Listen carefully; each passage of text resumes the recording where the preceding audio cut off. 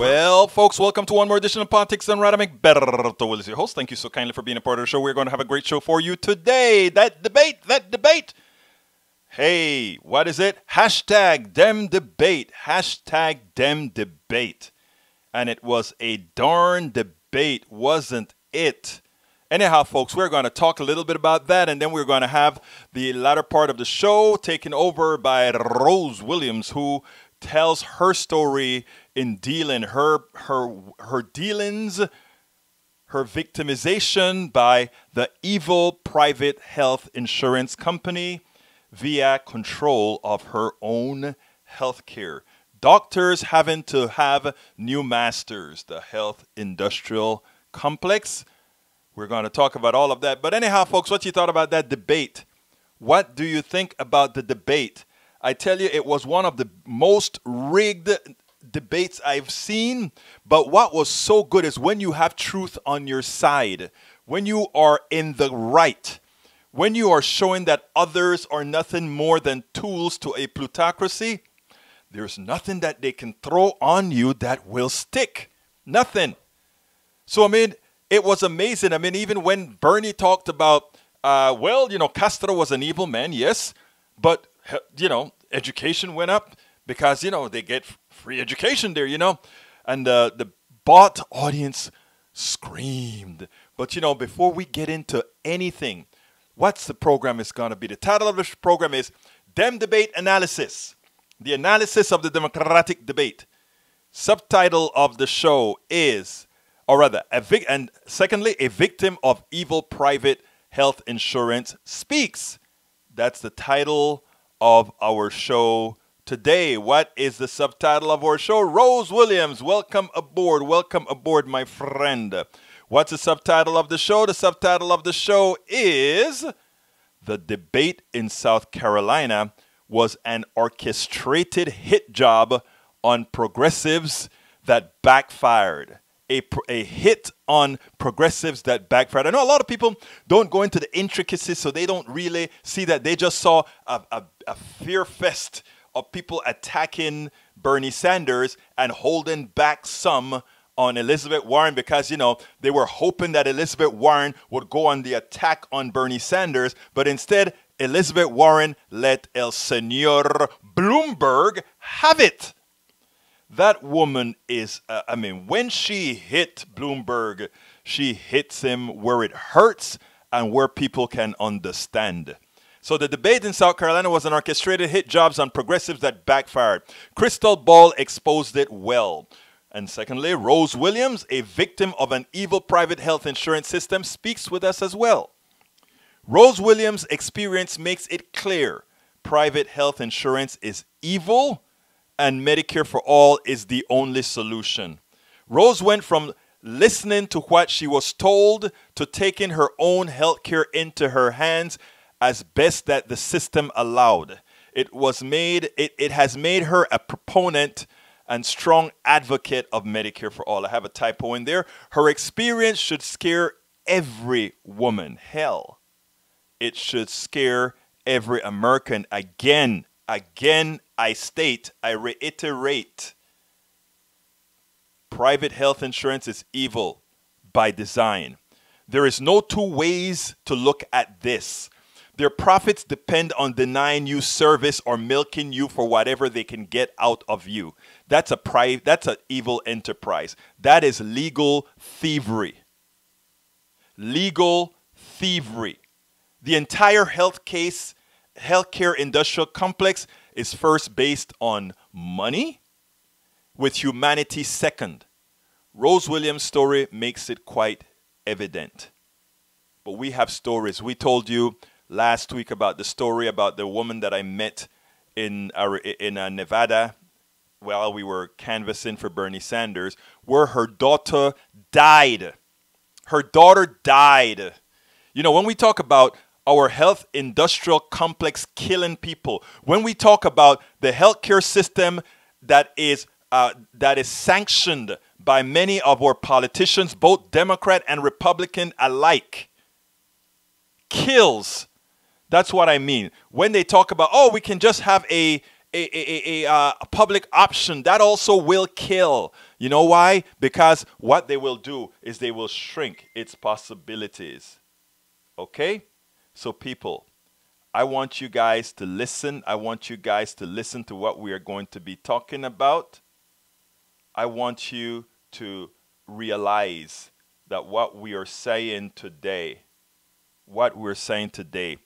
is of utmost importance to us all. Anyhow, the first thing I want to do is to show you a Freudian slip by El Señor Bloomberg. Because as you know, Democrats won a whole lot of seats in 2018. And yes, Bloomberg spent $100 million to help those Democrats get elected. Well, why would a guy like Bloomberg, who later on, as Elizabeth Warren will show how she exposed it, why would he be so interested in hiring or getting all these Democrats elected? There's a reason. There's a reason. We'll go into that a little bit later. But listen to this Freudian slip, me brothers and me sisters. Check this out. Billionaire Bloomberg spoke. He wanted everybody to know that, yes, he got a whole lot of Democrats elected after he was accused of electing a lot of Republicans. So a lot of the 40 new Democrats that turned the House around was paid for by Bloomberg. And guess what he said? In effect, he had a Freudian slip. I want you to check this out. I went ahead and enhanced it by cutting that little piece out where he said he bought them. Check this out. 20 Democrats, 21 of those were people that I spent $100 million to help elect. All of the new Democrats that came in, put Nancy Pelosi in charge, and gave the Congress the ability to control this president. I got that. 20 Democrats, 21 of those were people that I spent. Now he slipped and said, I bought, and then he said, I did it. But what I wanted you to see is how billionaires think about their money. They can buy anything. They buy politicians, and he wants to buy the election. We know that he's spending money to do things online by paying people to promote that he is a good guy. I bought it. He bought politicians just like he's buying the politicians who are supporting him now. Was that wonderful or what? We caught him. I mean, he's there, he's getting comfortable, and then he says it. I bought those 40 Democrats. I am their masters. They will do what I need them to do. Understand it. Why did he buy Democrats? Because the Republicans already abide by the plutocratic field. But they are some of them are a bit too unruly. So you buy Democrats to make bipartisan policy that are plutocratically driven. You see? You see what I'm talking about, folks? This is what we are up against. Anyhow, something wonderful happened to Bloomberg, though. You know, Bloomberg tries to come across as, oh, Mr. Democrat who wants to be the Democratic president of the United States. Well, here's what happened. Elizabeth Warren really clocked him on that one. This is what she did. And did she do it the right way? Check this out. Once again, we had a rowdy debate, but you know what? I think the person who landed the most effective punch again in this debate was Elizabeth Warren, just like she did in the last debate, and it was against El Señor Bloomberg. And you know what? I think whoever wins, I think what she is doing is going to show some effectiveness seldom seen going forward. But anyhow, check this out. And you know who's going to be in Charleston later this week is Donald Trump. He's going to be here to raise money for his buddy, Senator Lindsey Graham. Who funded Lindsey Graham's campaign for re-election last time? It was Mayor Bloomberg. And that's not the only right-wing senator that Mayor Bloomberg has funded. In 2016, He dumped $12 million into the Pennsylvania Senate race to help reelect an anti-choice right-wing Republican senator. And I just want to say, the woman challenger was terrific. She lost by a single point. In 2012, he scooped in to try to defend another Republican senator against a woman challenger. That was me. It didn't work, but he tried hard. I don't care how much money Mayor Bloomberg has.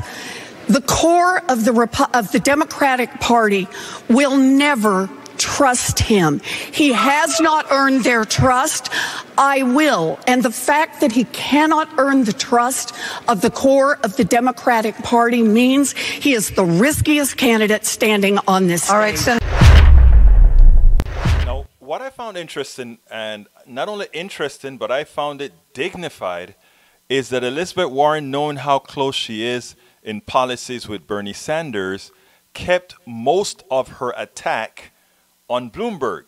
She hit Bernie Sanders, I think, a very, very sort of a tepid hit, but she really went at it for Bloomberg.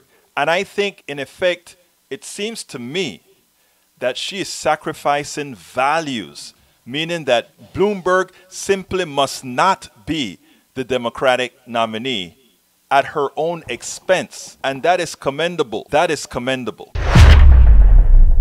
And I want folks to understand what I just said. I think Elizabeth Warren, yes, she wants to be the president. Yes, she wants to win. But more importantly, she does not want Bloomberg to become the representative of the Democratic Party. And that is understandable why.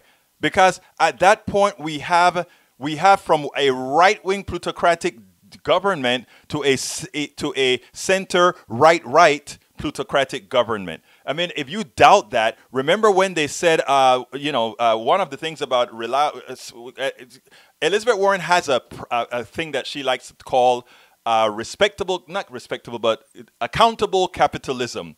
And in her accountable capitalism, she wants employees on the board of directors, because after all, they are stakeholders as well. They make the product. They're the ones who make these plutocrats the money that they have. So she wants them on there as well. And Bloomberg simply came out during the last debate and said, absolutely not. Makes no sense. We are the masters. You are the peons. You are the new antiseptic slaves. How dare you want a position on our table, the table of the smarts. Of course, the real smarts is down with the people, the engineers, the people who design the products, the people who create the services and so forth. But they don't see it that way, right? They don't. They absolutely don't. So anyhow, that's what he said. But here's the deal. Did you notice how rowdy those folks were out there? They were more rowdy than usual. And somehow they seemed a bit more anti-Bernie and anti-Elizabeth than one would expect. And, a tweet went out by one of the MSNBC's younger reporters, and Krystal Ball picked it up, and she did a little piece on that. I want you to listen to it because I think she hits the nail on the head. Check this out. Very early in the debate last night, it became clear that something was quite off. The thing I could not have anticipated was the bizarre response of the audience. They booed Bernie for going after billionaires. They wildly cheered terrible answers from Bloomberg. Actually, they pretty much booed every progressive thing that was said. That Cuba made progress on education. Yes, I think, really, Mayor Bloomberg has a solid and strong and enthusiastic base of support. Problem is, they're all billionaires. Now, it was so blatantly over-the-top weird that journalists immediately started asking questions. Here's MSNBC's Steve Kornacki wondering in the very early minutes of this debate, what the hell exactly is going on here? Well, it didn't take long to get the answer. Here we go. Want a guaranteed seat at the Democratic debate in Charleston? It'll cost a lot of cash.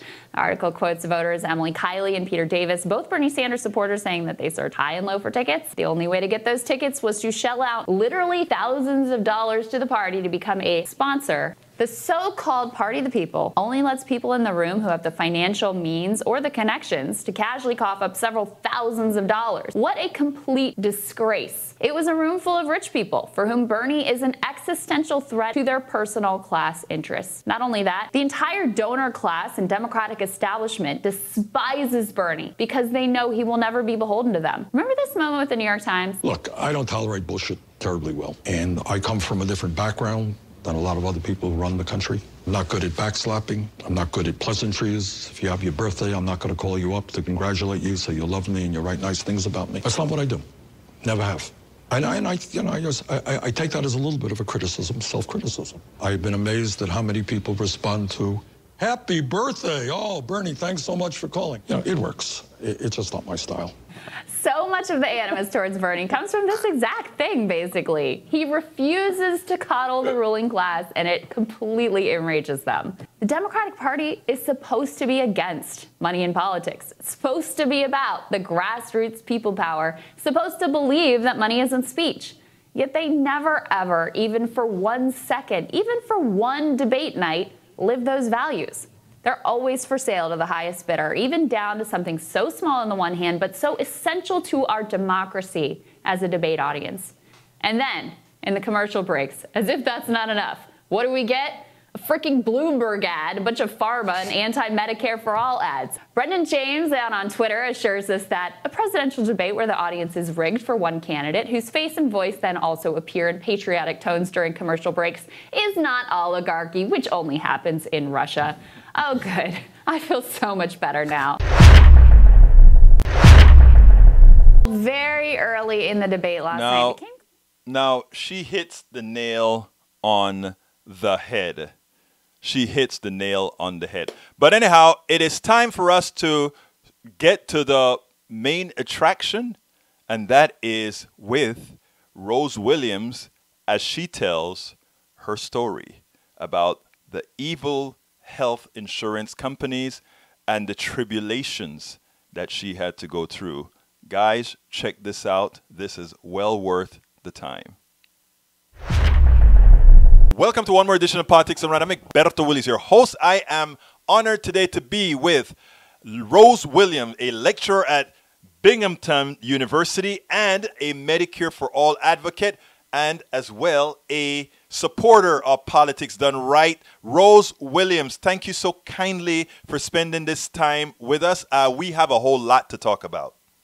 Thank you so much. I'm so happy to be here. Well, let me tell you, your story is going to be one of the myriad of stories that's going to make a difference to our body politic, because Americans need to understand that what's going on here affects us all. And yes, you have enough stories to tell Americans that many Americans themselves have lived it. But we have a problem, Rose. We have a problem. Americans love to suffer in silence. Yes. And what we want to do is bring that out into the open. So I'm going to give the floor to you and ask you, tell me what insurance companies have done to you.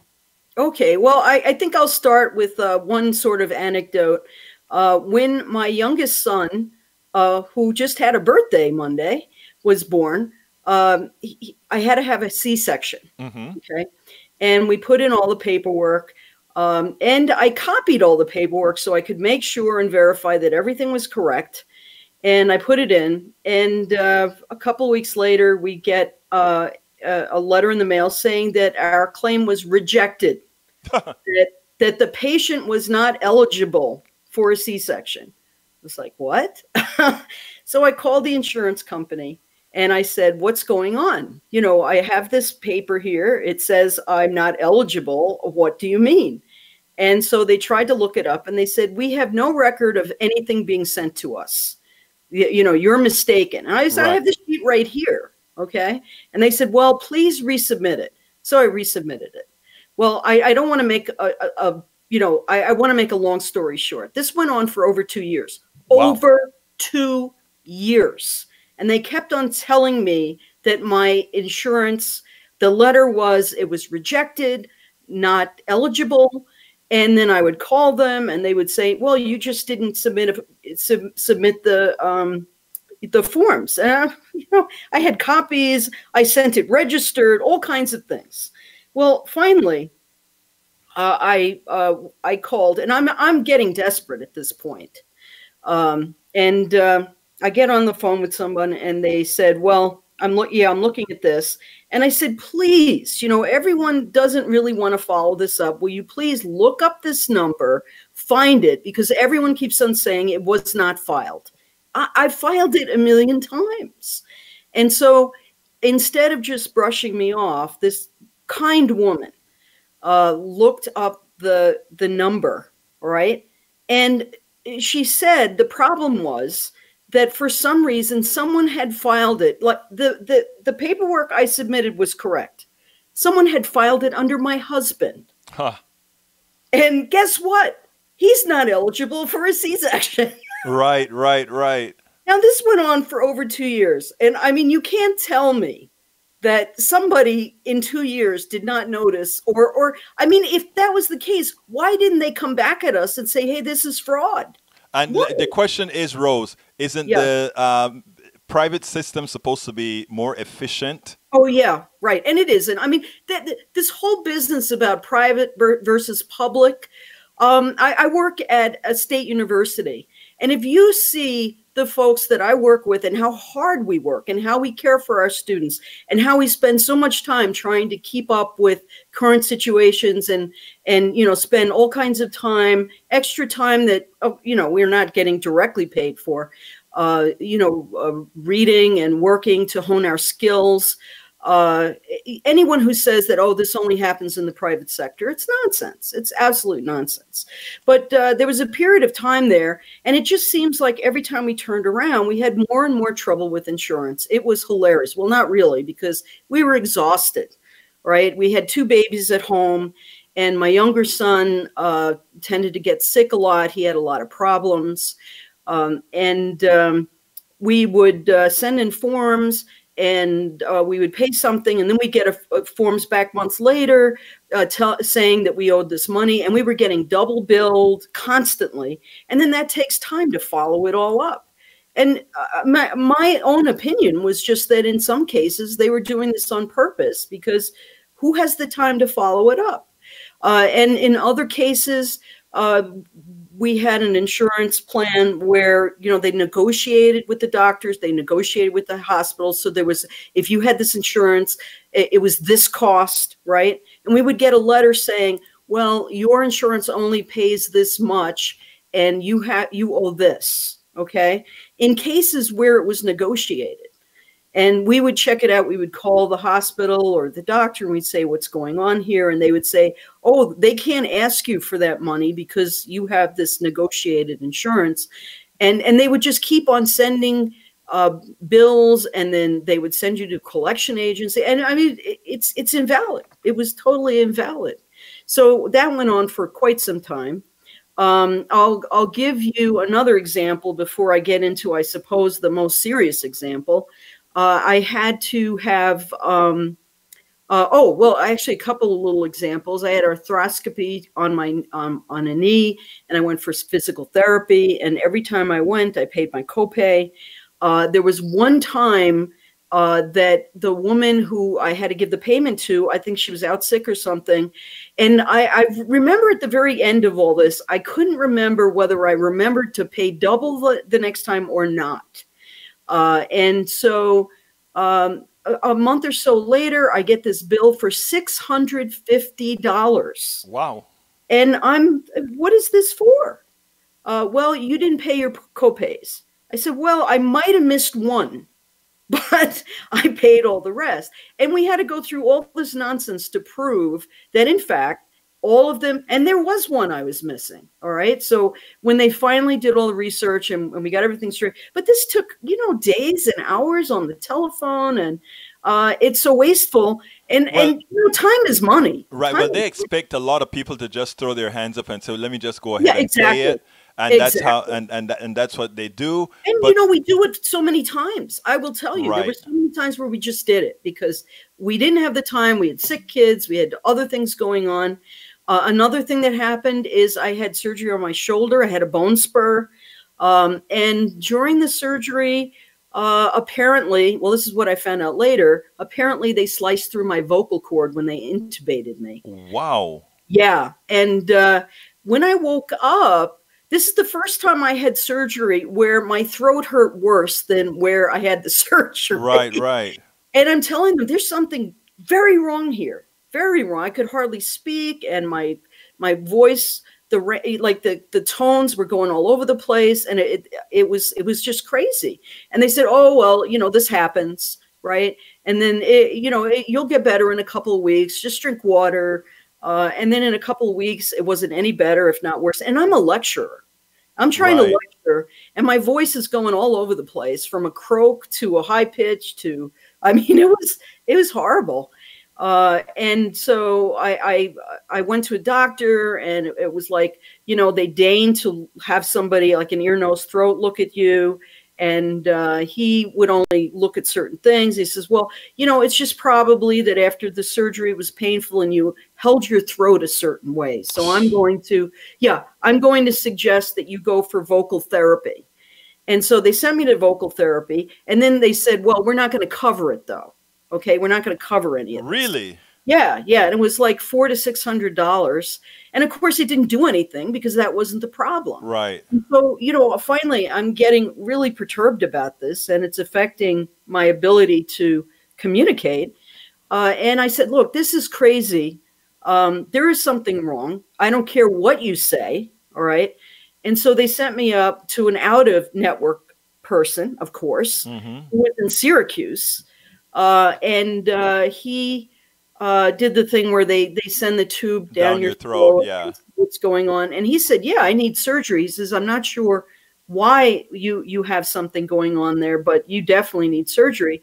So he did the surgery, and he removed what was sort of looked like a nodule from my vocal cord. Right. But he said when he looked at it under magnification, he could tell scar tissue. He said what happened was they had obviously sliced through, that the end had like curled up and balled up. Right. And that what he took off, when you stretched it out, it was that piece that they'd cut. Wow. Yeah. And he said a whole piece just sliced right through. Honestly, the whole thing was so expensive, and going to Syracuse and everything else. I probably, and this happened some years ago, I should have followed it up, because at the time after my surgery, when he looked at it, because it was so long from the point I had the injury and the point that it had been operated on, I had atrophy on one side of one vocal cord. Oh, wow. Now, I've always been really good at projecting, but I also have vocal training. I mean, I have degrees in computer science and music, believe it or not.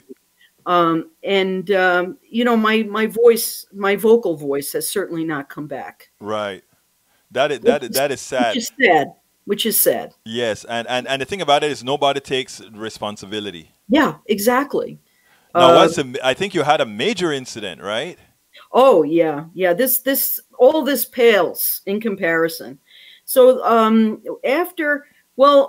start with when I was nursing my youngest son, and remember he was sick a lot. He had a weak suck. He couldn't latch on. He ended up he's got Tourette syndrome. He's got OCD. He's got some issues, but he's a great kid, and he's a really good worker. He just graduated from college, and he's going on to be a neuroscientist. Wow. Right now, he's trying to figure out whether he wants to go for an MD or a PhD. He's extremely bright and hardworking, and I'm very proud of him. Right. I am very proud of him. He is very engaged socially and politically. In fact, I guess he was out demonstrating again last night, and he's wonderful. So anyway, I was getting ill, and I didn't know why. All right, I was like getting chills and fever, and a little bit of fever, but then it'd go away. And this was going on for a couple of weeks, and I wasn't quite sure what was going on. And then in a single evening, I went from a normal temperature to 104 temperature in the space of an hour. So my husband took me to the ER, and it turned out I had mastitis, and it had abscessed. What's that? A mastitis is an infection of your breast when you're it happens when you're nursing.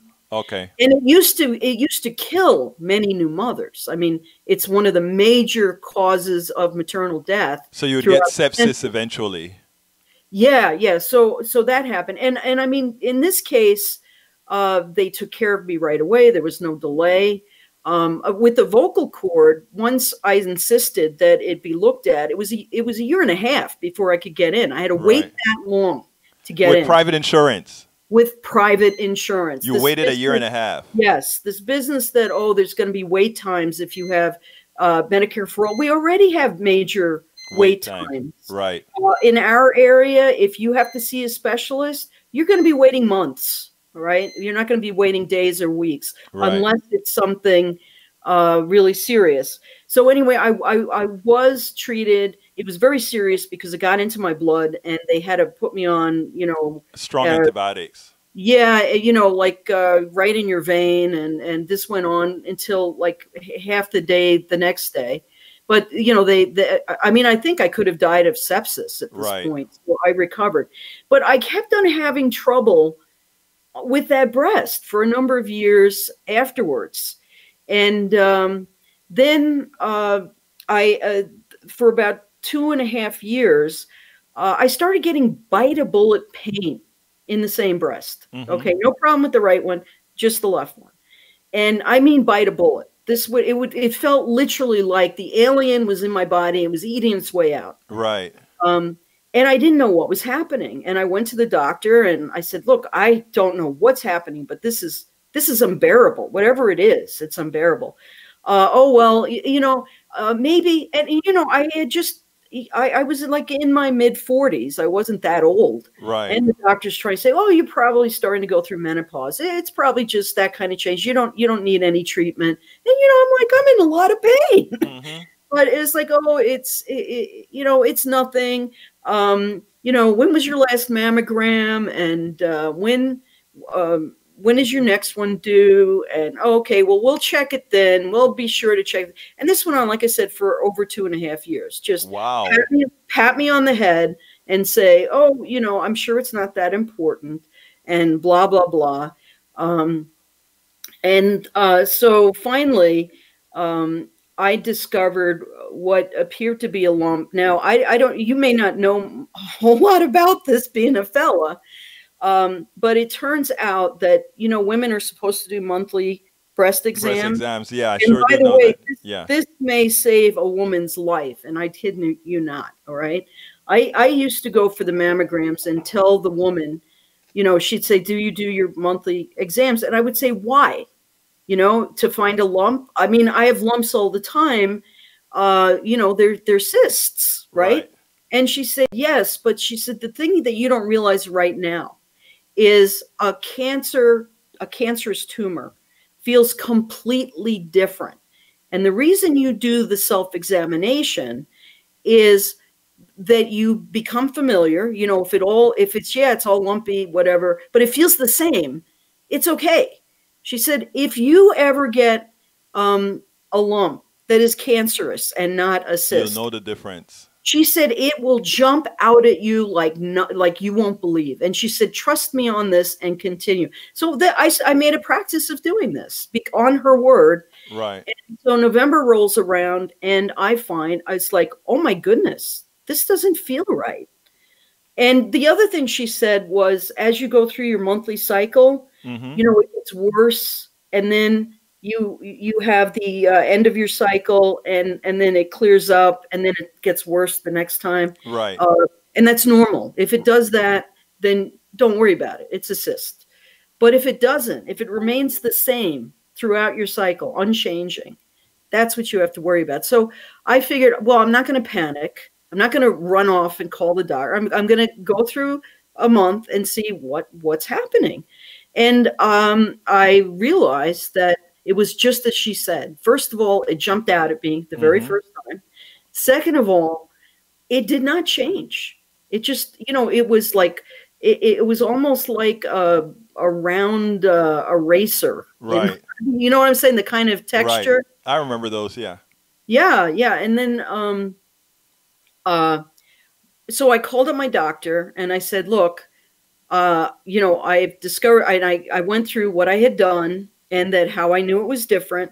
And he's like, oh, well, you know, you're probably getting very close to menopause. This was his thing for everything. And, well, you've got your mammogram is due in February, so don't worry too much. Well, I'm like, you know, why am I waiting till February? And he says, well, you know something, if anything changes at all, you call me and I will get you in right away. And so then December, January rolls around, very beginning of January, end of December.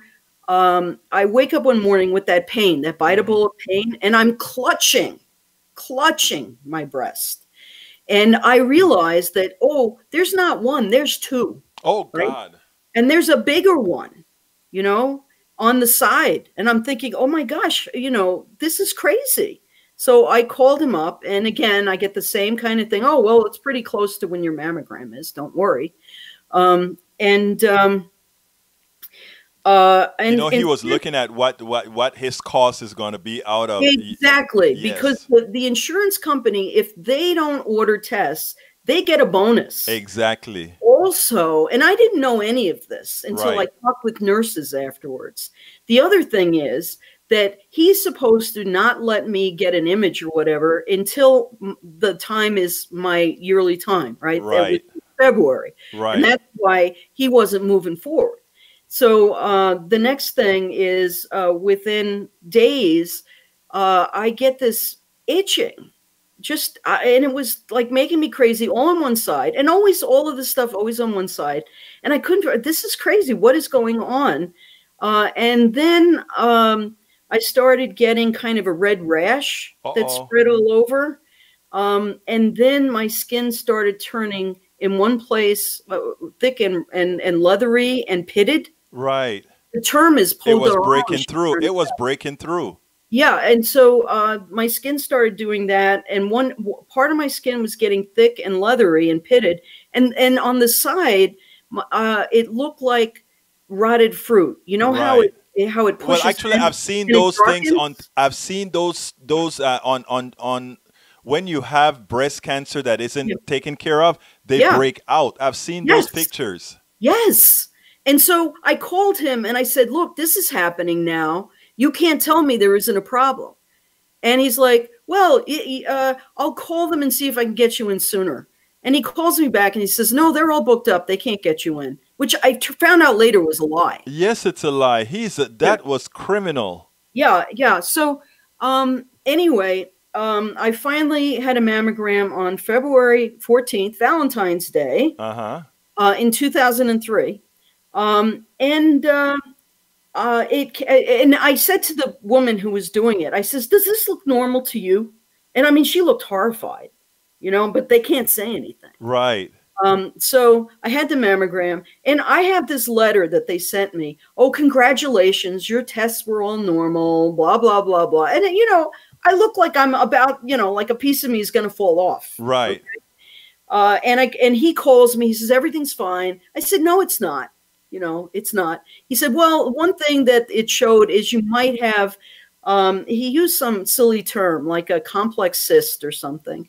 And I said, this is more than a complex cyst. Well, so at this point I was arguing with him and he deigned to let me see a surgeon to get a needle biopsy. All right.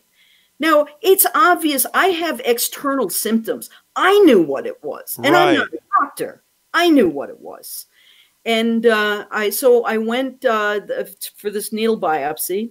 The surgeon came in. He took one look at me, and I could see the look of horror on his face. On whose face? Your doctor? The surgeon. The surgeon, yeah. Surgeon.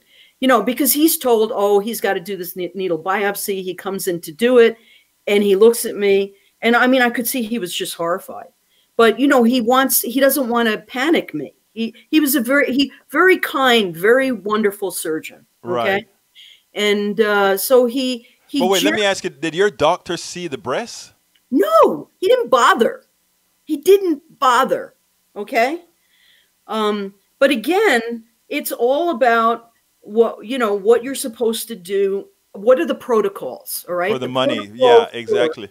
if there was nothing in the mammogram, my last mammogram, there was no reason to do anything before my next mammogram. And that's the protocol. He was strictly going by the protocol, obviously not written by any medical professional. Right. Okay?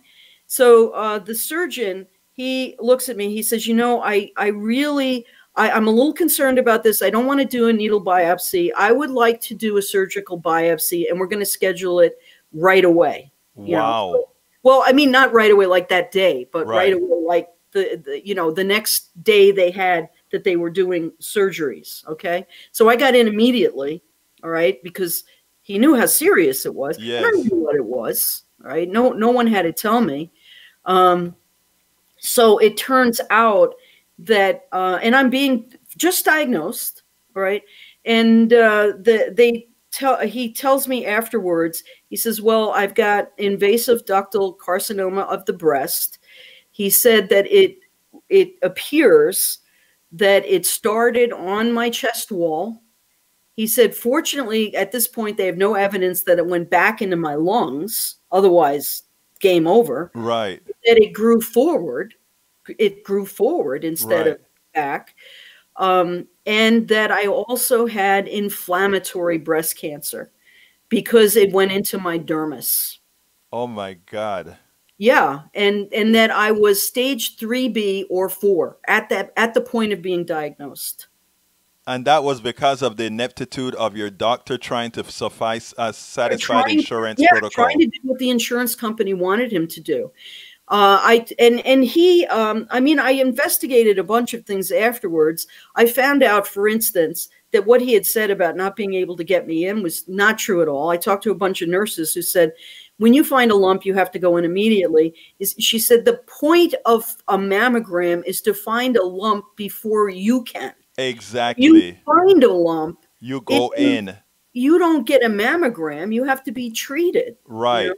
And so, these nurses told me that, and I was not aware. And they said, this is because of insurance. This is because the insurance protocol says they won't do anything unless it shows up in the mammogram. I don't know if you're aware of this, because not many people I was not. No, but I don't know if you're aware of what I'm about to tell you. Okay. At that time, now I think it's improved since then, but at that time, they would tell you that about 18 to 20% of cancers were undetectable using a mammogram, about 18 to 20%. And, you were given all this stuff when you went. Now, if 18 to 20% were undetectable, why do you think that is? What is the first thing that comes into mind? That you've got this cancer, but it's not seen in the mammogram. Maybe too small? Yeah, isn't that I don't know anyone who has ever said anything else to me. Everyone makes that assumption. It's too small. Well, my surgeon told me, and some nurses told me, that in fact, that probably has nothing to do with it. My cancer grew in a pattern close enough to the natural pattern that it was hiding in plain sight. My surgeon said the entire breast was cancer. The entire breast. Your entire breast was cancer? Yes, that's what he said. And they took for the biopsy. They took and it would it grew up and out, and there were like finger-like projections. Right. So what they did is they took out one piece that was like the size of an olive and another piece that was smaller, and they biopsied to see what kind of cancer. There was, it was just riddled. It was just riddled, and it was in my skin. Oh my God. So, I was immediately, so here's where you get good doctors who don't care about the insurance. Okay. But at this point I'm diagnosed, so they can do something. Before this diagnosis, they couldn't do anything. He gets me into the oncologist the following week, who sends me for a full body scan and starts me on chemo. And the thing is, and this bothered me when you talked to, I think, Kathleen, was it? Yes, Kathleen. Was it who had the cancer? Yes. Was that her? Yeah, I mean, that's tragic. That doctor is criminal who's in Texas, who's doing this. Yes. Because the thing is, you have to be very careful with the kind of cancer and, like where it is and how it's growing and how big it is. If you just surgically remove it, all you do is you spread it, and you damn that person to a terrible death. Okay. And of course, a doctor who does that, a surgeon who is not honest, will make lots of money doing surgeries and kill all their patients. My surgeon said, and he talked with the oncologist, he said, we're not going to touch it. You need to go through chemo, and it's got to be aggressive, and hopefully we'll shrink it, and then we can have some margins to work with, and then we can take it out. So the margins is to create an area that's not cancerous. It's more than likely cauterized, and you can cut around. Right, right. So what had happened, and I'm just so fortunate, because inflammatory breast cancer, when I was diagnosed, the 5-year survival rate was something between 2 and 3%. Wow. Yeah. So, I mean, it was a death sentence. I know, because of everything I read, that I was going to live maybe 6 months. If on the outset, it would be 18 months, and it was going to be truly horrible. And that's the way it was back then. But the week before, the FDA approved a new regimen. My oncologist was at a conference where they went over it, and it was a super aggressive form of treatment. And the thing is, prior to all this, they couldn't do anything more aggressive, because you'd get the chemo and it would trash the rest of your body. Well, it would trash your bone marrow. Yeah. And you'd have no red cells, no white cells, you'd die. Okay. But see, now they have things like Neupogen, they have Procrit, forces your body to produce even when it's all destroyed. Right. And so they gave me what's called a dose density regimen. I had 2 different formulas over periods of months. And it was effective, which was amazing, because, I mean, this is something that would have been a death sentence. Yeah. And that is over 15 years ago. Totally amazing. So they were able to shrink it. Then I went for surgery, and then I went for radiation. Now, none of this stuff was without cost. The radiation destroyed my thyroid. Mm-hmm. The surgery, I had about 1/3 of my musculature removed or harvested for the surgery and the reconstruction. Mm-hmm. And that affects a lot of things. I don't know if I mentioned, but during the surgery, they, how they take out the lymph nodes and they examine them. 3 of my lymph nodes were so involved that they had burst the capsule. Oh, God. So that could have spread as well. Yeah. Well, I mean, it had spread to my skin, but fortunately the chemo and the surgery, they got everything apparently. Right. And then I went on adjuvant treatment, not the usual, more stronger, because, it was like I probably wasn't going to live. And I was on that for 5 years. And after about 6 months, I was throwing up and having all kinds of digestive symptoms for the whole of that 5 years. And then it took about 2 years to get my liver enzymes down back, they were very high, and it took over 2 years until they came back to normal. So I was very sick. Right. For like 7 years after this ordeal. And then sometime after that, the Taxol, which is one of the I know about that. Chemo. I have a lot of peripheral nerve damage from that, and I started losing my balance, so I have issues with that. And now in the last couple of years, I've developed an autoimmune disease and an immune deficiency. I've gotten mononucleosis 5 times in the last year and a half. And, they suspect, because I'm not the only cancer patient who had aggressive treatment who's having issues with this. But interestingly, a lot of this came to pass because of our private health insurance system. Yes, all of this was the genesis of your issues. Exactly. Years and years of this nonsense and all the extra cost. Exactly. Now, how are you doing now, Rose? Well, I mean, I had to go on medical leave last semester. I was so ill. When the autoimmune disease I have kicks in, I can't walk. Mm-hmm. It's extraordinarily painful. We got it under control. I'm sorry? Now tell me, we are one of the things that you're advocate for. This even increased your passion for Medicare for all. Explain to me what you think Medicare for all would mean, both for people who have your situation and otherwise. Yeah, well, the first thing that became so clear to me is, I mean, I am not unintelligent and I'm educated. You know, there's a lot of women who maybe don't have my level of education, and they're going up against these doctors and the insurance companies. And I think it's just tragic. And also, the American Cancer Society is not telling them the truth as far as mammograms. That is, I think, fraudulent, just fraudulent.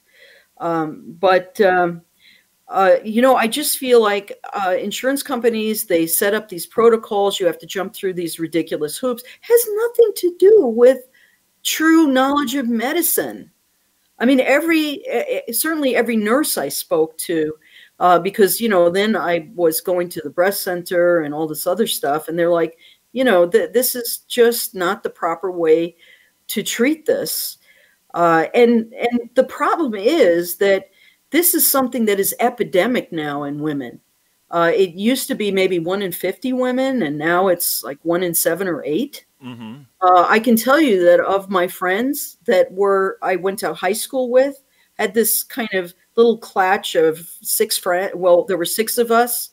3 of us have had breast cancer. Wow. One has had cancer and died. So that's Wow. 4 people. 4 out of 6. 4 out of 6. I've had breast cancer. Well, have had. I'm actually not sure what the cancer was that Marilyn had, but she had cancer. And then the 3 of us, we had breast cancer. We're still here. Now, mine was discovered very late. Now, your condition is something that will likely happen to quite a few people. Yes. Medicare for All is really, tell us why Medicare for All is something that we need to be passionate about supporting. Specifically. Well, first of all, I think it's going to promote truthfulness, right? So we won't have doctors trying to fool people into saying silly things that I mean, like, oh, you're approaching menopause. What nonsense. And telling women the truth and having women be able to go and get treatment and perhaps be able to speak to nurses who know and will tell them the truth and get treatment early when it's not such a big deal anymore. If you get treatment late, you know, you're toast. You're just toast. Or you survive like I did with years of suffering, years of illness. And then, you know, I'm going to have this the rest of my life, just constant illness. I'm at risk for lymphoma now. I'm at risk for what do they call it? Chronic active Epstein-Barr virus. And I had planned to work until I was 70. And now I'm just trying to make it to my retirement age, which, you know, is no longer 65, but at least, you know, I'm 65. But next year I could retire. And I love teaching. I love working with students, and I'm just not going to be able to do that. Well, let me tell you, Rose, I have, you submitted a document, a Medicare for All document that urges people, gives a whole lot of reasons why Medicare is essential. We spoke a whole lot about your medical conditions here, which I think is But can I say something? Yes. I had supposedly good insurance. Right. I have supposedly a good job. Okay. Many people do not. And this nonsense of using insurance, it guarantees that there's going to be at least 2 or 3 lanes with healthcare in our country. There's going to be the wealthy who can get anything. There's going to be people in my situation who have, you know, what we call decent insurance, what we call a decent salary, etc. That, okay, we may get diagnosed late, but, you know, we survive. And then there's going to be those who just don't, you know, basically the people that the insurance companies don't care about. Right. Those who are poor. We have so many homeless in this country. We have minorities who aren't getting a fair shake.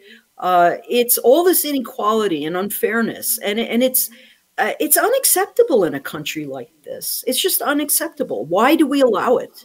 Well, I mean, that's the reason why I wanted to have you telling your stories, because stories are better than anything else, because within your story, people can actually see what their life could be, what can happen to them. Now, what I'm going to do is that document that you prepared with your son, excellent document, along with this video telling your stories, we're going to make that a part of this particular post.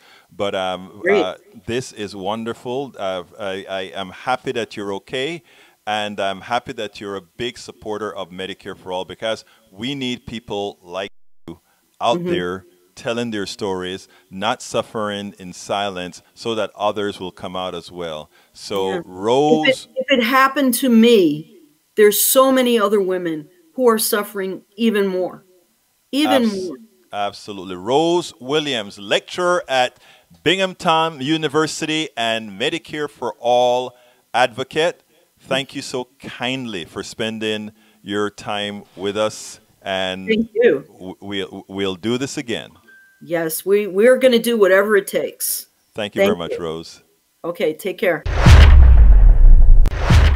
Folks, I hope you appreciated that. We are running a little bit late on this right now, so I need to go real quickly. Please support Politics Done Right. It is essential that we do this to keep giving you the true information, as opposed to what you're getting on mainstream media, which is only there to protect the plutocracy. You want to help us? Go ahead and please purchase at our site, store.politicsdoneright.com. You can get our t-shirts, mugs, all those kinds of things. As you purchase these products, you're also supporting us. We'd love for you to become subscribers to Politics Done Right. How do you become a subscriber of Politics Done Right? You simply go to patreon.com/politicsdoneright. That is patreon.com/politicsdoneright. Become a subscriber. It's very inexpensive. You actually are doing positive work for our cause. You can also support our equipment fund by going to gofundme.com/independent-media-upgrade. Again, that is gofundme.com/independent-media-upgrade. You can always provide us a contribution through our PayPal address, which is